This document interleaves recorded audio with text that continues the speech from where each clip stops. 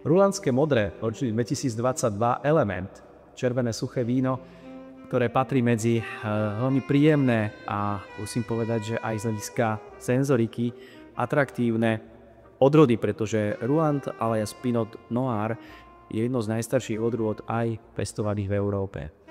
Vo farbe budete cítiť skôr tón, ktorý pripomína granátové jablčko, možno trošku až takú tehlovú červenú farbu, nie príliš tmavú, čo je typické pre toto menej zafarbené hrozno a zároveň vyšší obsah antocyaninov v šupkách.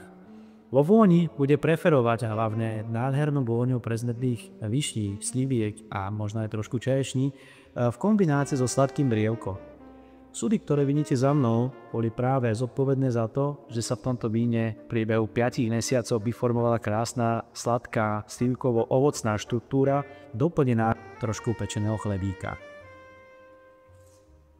Chuť láhodné, príjemné pitné, šťavnaté, ovocné víno, ktoré určite bude veľmi príjemným partnerom mnohých gastronomických spojení. Nezabudnime najmä na rôzne uláše, perkelty, ale takisto aj kačacie, husacie mäso, prípadne len tak, keď si budete mať chuť dať pohár príjemného, nie ťažkého červeného vína a spestrenie dňa.